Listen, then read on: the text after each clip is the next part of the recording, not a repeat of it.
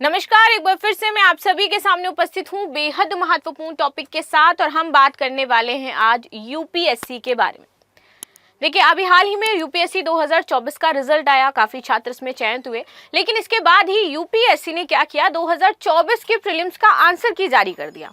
वैसे तो इसका कोई औचित्य बनता नहीं था कि आंसर की जारी करने के पहले ही जब आपने प्री और मेंस करवा लिया, मतलब आपने इंटरव्यू भी करवा लिए, रिजल्ट भी आ गया, तो उसका कोई औचित्य नहीं बन रहा था। लेकिन इसके बाद अगर आप ये जारी करते भी तो एज अ यूपीएससी आयोग आपके ऊपर बहुत बड़ी रिस्पॉन्सिबिलिटी है, आपको बहुत ही रिस्पॉन्सिबल आयोग माना जाता है और आपने इतनी बड़ी गलती करी कि उसमें कुछ क्वेश्चंस आपने ड्रॉप किए और फिर उसके बाद कुछ के आंसर आपने गलत बता दिए। अब इसमें यह कहा गया कि इन क्वेश्चंस को जो ड्रॉप किया है इससे किसी भी विद्यार्थी पर कोई इफेक्ट नहीं पड़ेगा। ऑफ कोर्स कैसे नहीं पड़ेगा, कितने सारे बच्चे सेलेक्ट हो सकते थे प्रीलिम्स में, उनको आउट कर दिया गया होगा इस वजह से, आपके ड्रॉप क्वेश्चंस की वजह से। जिन्होंने अटेम्प्ट किए होंगे, क्या पता अगर उनका सही होगा तो उनको क्या है, हानि हुई, और जिन्होंने उस क्वेश्चन को अटेम्प्ट ही नहीं किया तो अप्रत्यक्ष तौर पर उनका लाभ हुआ। 6 से 8 अंक का वेरिएशन हो रहा है और 6 से 8 नंबर आपकी रैंक तक डिसाइड कर देते हैं। न जाने कितने नीचे आप पहुंच जाते हो और आप कह रहे हो इससे किसी भी विद्यार्थी पर कोई इफेक्ट नहीं पड़ा। चलिए समझते हैं पूरा मामला क्या है और विवाद अब इतना ज्यादा क्यों शुरू हो गया इसको लेकर के, ये भी समझेंगे। लेकिन आपकी क्या राय हो जाती है इस मुद्दे पर कि आप यूपीएससी आयोग से क्या ऐसी जो बारीक सी मिस्टेक है उसको भी आप बर्दाश्त कर पाओगे, और ये तो थोड़ी सी बड़ी हो जाती है।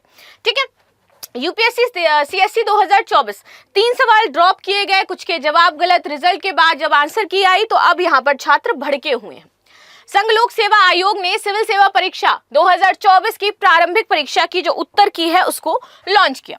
उत्तर की में जारी होते ही इस पर विवाद शुरू हुआ। इसकी मुख्य वजह यह है कि इस उत्तर की में विवाद ये हो जाता है कि इसके आने से पहले ही मुख्य परीक्षा हो चुकी है, इंटरव्यू हो चुका है और उसके बाद रिजल्ट भी आ गया है। परीक्षा का फाइनल रिजल्ट 22 अप्रैल 2025 को जारी किया जा चुका है।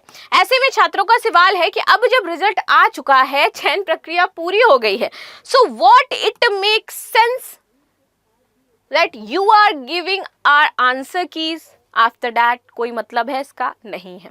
चलो, मतलब नहीं था फिर भी आपने जारी किया, लेकिन आपने यहाँ पर 3 क्वेश्चन ड्रॉप किए, आपने कुछ क्वेश्चंस के आंसर गलत दिए। तो जो बच्चे उन क्वेश्चंस के आंसर सही करके आए होंगे जिसे आपने गलत माना, क्या उनके नंबर आपने नहीं काटे? जो आपने 3 क्वेश्चन ड्रॉप आउट किए, जिन बच्चों ने अटेम्प्ट किया होगा उन क्वेश्चन को, क्या उनका यहाँ पर गलत नहीं हुआ? वो उस रेस से बाहर हो गए, क्या पता वो प्रीलिम्स क्रॉस कर सकते थे। जिनका माइन्यूट सा नंबर से प्रीलिम्स नहीं हुआ होगा, आप उनसे पूछिए कि उनके लिए 3 क्वेश्चन क्या हो जाते हैं। जब बच्चा साल भर मेहनत करता है, शायद आप उस मेहनत को नहीं ऑब्जर्व कर पाओगे क्योंकि आप तो आयोग में बैठे हुए हो ना, आप तो सो करके भी आंसर की निकाल सकते हो, क्या क्या बड़ी बात है। लेकिन वो बच्चा जो रात रात सोया नहीं, जिसने मेहनत करी और उसके बाद उसको पता चलता है ये क्वेश्चन हटा है, मैं तो अटेम्प्ट करके आया था, ये मेरा सही होना चाहिए था, इस वजह से मैं बाहर हो गया, उस पर कितना मेंटल प्रेशर क्रिएट हो गया। वो साल भर अब इसी प्रेशर में तैयारी करेगा। और कुछ बच्चे ऐसे होते हैं जिनके पास एक ही साल शायद उनका वो लास्ट होगा अटेम्प्ट, उनका क्या जिनका लास्ट अटेम्प्ट था। I have a question for you कि भैया वो बच्चे क्या करेंगे जिनका लास्ट अटेम्प्ट था और सब कुछ खत्म हो गया उनका, जस्ट बिकॉज आपकी एक मिस्टेक की वजह से जो आपने करी। और इतने बड़े आयोग से इतनी बड़ी चीजें एक्सेप्ट नहीं करी जाती हैं। ह्यूमन एरर्स होती हैं, मानते हैं भाई कि ह्यूमन एरर्स होती हैं, लेकिन ये ह्यूमन एरर किसी का भविष्य खराब कर रही है, और तो ये क्वेश्चनेबल है क्योंकि यहाँ पे एक इंसान बैठ के काम नहीं कर रहा होगा ना, बहुत सारे लोग हैं आयोग में, क्या एक भी नहीं देख पाया कि क्या दिक्कत है इसमें? अरे एक अकेला इंसान, उससे मिस्टेक होती है तो चलो समझ में आता है, फिर वो उसको ठीक भी कर सकता है, लेकिन इसको तो ठीक भी नहीं किया जा सकता ना, ये तो हो गया एंड खत्म। चलो आगे बात करते हैं। यूपीएससी ने अपनी उत्तर कुंजिका में यह बताया कि 3 सवालों को अमान्य कर दिया गया है। आयोग ने यह भी दावा किया था कि इन सवालों को हटाने से किसी भी उम्मीदवार पर कोई प्रभाव नहीं पड़ेगा, जबकि स्पष्ट तौर पर पड़ रहा है और इस पर सबकी राय अलग है। सारे विशेषज्ञ टीचर्स, उनका कहना है कि नहीं, ऐसे कैसे इफेक्ट नहीं पड़ेगा, भाई जरूर पड़ेगा। उनका मानना है कि इन सवालों को हटाने का जो असर है उम्मीदवार पर एक जैसा नहीं हो सकता है। क्यों नहीं हो सकता है? क्योंकि जिन 3 क्वेश्चन को आपने हटाया है, किसी अदर बच्चे ने उन 3 क्वेश्चंस को अटेम्प्ट किया होगा, वही जिन्होंने अटेम्प्ट नहीं किया उनको फायदा हुआ होगा, लेकिन जिसने अटेम्प्ट किया होगा उसका लॉस हुआ इसके थ्रू। तो आप कैसे कह सकते हो कि किसी पर इसका इफेक्ट नहीं पड़ा है? यूपीएससी जैसी प्रतियोगी परीक्षा में जहां पर 0.33 मार्क्स से भी बहुत इंपॉर्टेंट होते हैं, और यहाँ पे सवाल तो 6 से 8 अंक का था भाई, और इसके बाद आप कह रहे हो कि किसी पे अफेक्ट ही नहीं पड़ा। अरे इसका इफेक्ट किसी की पूरी जिंदगी पे पड़ गया। यूपीएससी की तैयारी ऐसी होती है कि लोगों की जिंदगी खराब हो जाती है उसमें, और जिसका लास्ट होगा और ये जब वो पढ़ रहा होगा तो उसके माइंड पे क्या गुजर रही होगी, इमेजिन करिए। अब यहाँ पे मैं कुछ एग्जांपल देती हूँ कि कैसे यहाँ पर कुछ जो क्वेश्चंस है उनका आंसर यूपीएससी ने गलत बताया जबकि बच्चे सही टिक करके आए थे, उनका लॉस यहाँ पर कैसे हुआ। फॉर एग्जाम्पल अब देखो कि यहाँ पर कुछ एक क्वेश्चन था, क्वेश्चन में एक स्टेटमेंट था कि केंद्रीय वित्त मंत्री जो हैं वो ध्यान से सुनो, केंद्रीय वित्त मंत्री जो हैं, इसको जरूर देखना भैया, प्रधानमंत्री की ओर से संसद के दोनों सदनों के समक्ष वार्षिक वित्तीय विवरण प्रस्तुत करते हैं। इस स्टेटमेंट को यूपीएससी ने सही माना। अब हम जरा जाएंगे अपने कॉन्स्टिट्यूशन पर, अपने पॉलिटी के सेगमेंट पर, और वहां देखेंगे कि ये स्टेटमेंट सही है या गलत। जिन बच्चों ने वाकई बहुत अच्छे से पढ़ा था वो स्टेटमेंट को गलत करके आए थे, और वैसे स्टेटमेंट ये गलत भी है। कैसे है चलो समझते हैं। अब देखो यूपीएससी ने इस कथन को सही माना है और अपनी उत्तर पुस्तिका में यही उत्तर दिया है कि उनके अकॉर्डिंग वो तो स्टेटमेंट सही है। लेकिन बच्चों ने क्या किया, जब उन्होंने इस बुक से पढ़ा है, लक्ष्मीकांत बुक पढ़ी है, तो उनको पता है। अब देखो आ जाते हैं अनुच्छेद 112।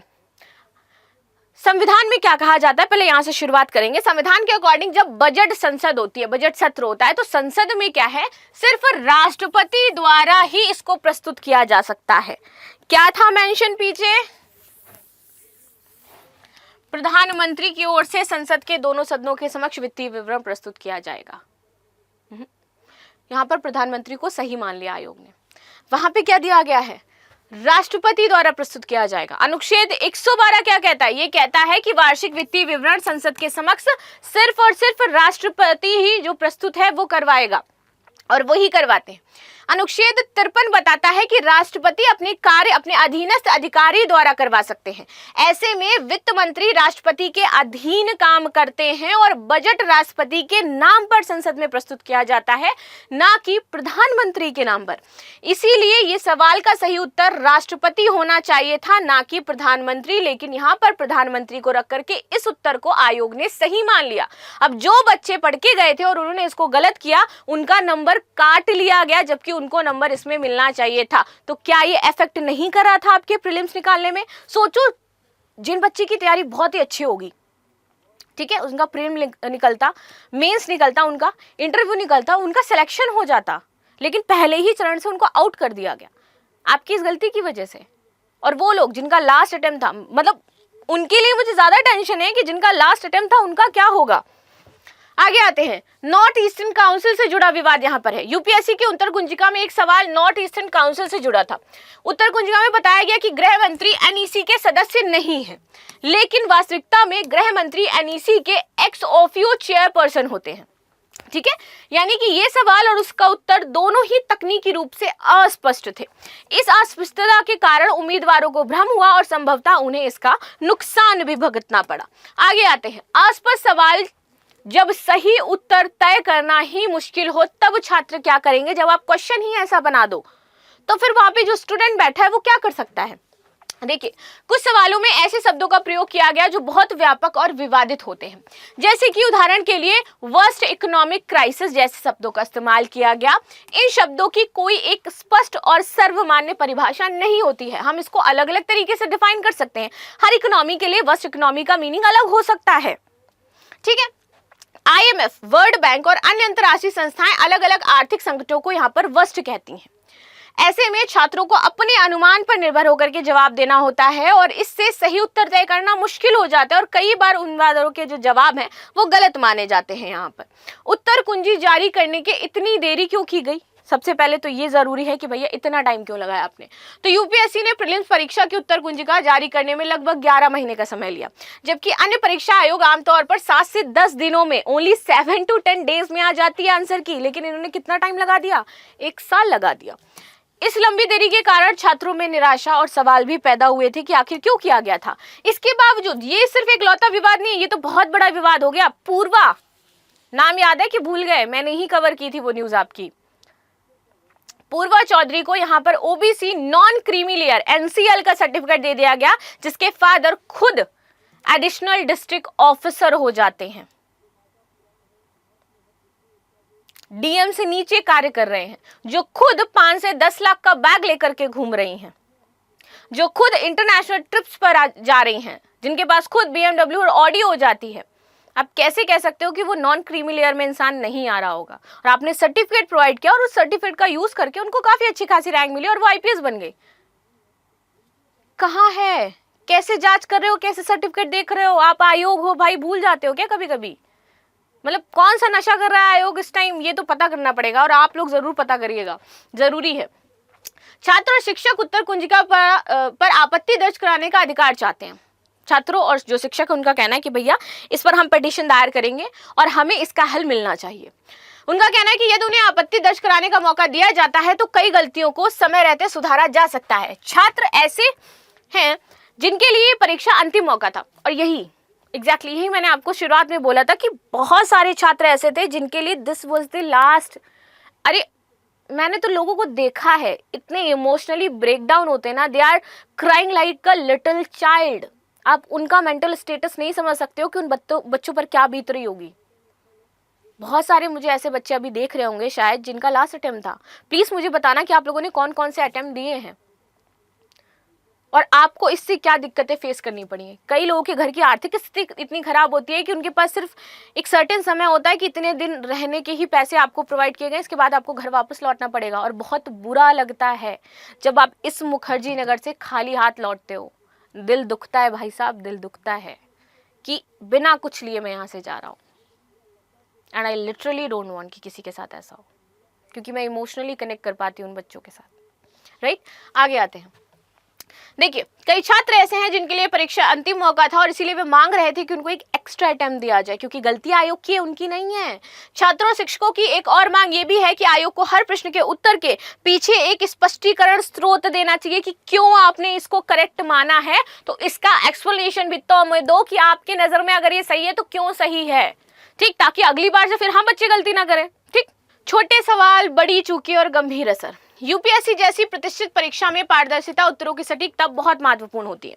अगर उत्तर कुंजी में कोई गलती होती है तो इसका असर हजारों उम्मीदवारों पर डायरेक्ट पड़ता है और छात्रों का परीक्षा प्रणाली पर भरोसा तभी कायम होता है जब पूरी प्रक्रिया निष्पक्ष और उत्तरदायी हो।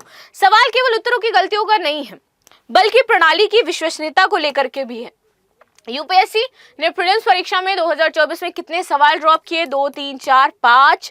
दिस वाज दी कंसर्न जो हमने डिस्कस किया, बट ये यहाँ पे खत्म नहीं होता है। हमें पूजा खेड़कर का केस देखने को मिलता है, उनको बरी कर दिया गया भैया, अच्छा खासा उनको बेल दे दी गई है। जाओ, इतना बड़ा तुम स्कैम करोगे लेकिन तुम जा सकती हो, जस्ट बिकॉज आपके पास पावर है, पैसा है, you can handle the things, but it doesn't mean कि जो इतनी बड़ी गलती कर रहा है उसको इतनी आसानी से बेल मिल जाएगी। फिर जो सेकेंड हैंड पे बच्चा बैठा है ना, उसका मोटिवेशन जो लेवल है जिस तरीके से डाउन होता है, वो शायद आप देख ही नहीं सकते कि उसका मेंटल लेवल क्या होगा। एंड बहुत पर्सनल होकर के मैंने इस चीज़ को आप लोगों को बताया है कि मैं फील कर पा रही हूँ कि वो बच्चे कैसा फील कर रहे होंगे। और एज अ आयोग ये आपकी रिस्पॉन्सिबिलिटी हो जाती है, जो भी नशा करते हो प्लीज़ करना छोड़ दो, क्योंकि इससे किसी छात्र की पूरी ज़िंदगी बर्बाद हो सकती है, और हुई भी है। जिनका लास्ट अटेम्प्ट था ना, वाकई उनकी ज़िंदगी बर्बाद हुई है, जस्ट बिकॉज आपने सही से उसके आंसर नहीं दिए, स्पष्टीकरण नहीं दिया, और आप यहाँ पर केसेस दायर करने की हमें अनुमति भी नहीं देते हैं। खैर, बाकी आपका क्या कहना है जरूर बताइएगा। मिलते हैं नेक्स्ट क्लास में, तब तक के लिए धन्यवाद। लाइक शेयर सब्सक्राइब करना बिल्कुल भी ना भूलें, and thank you so much.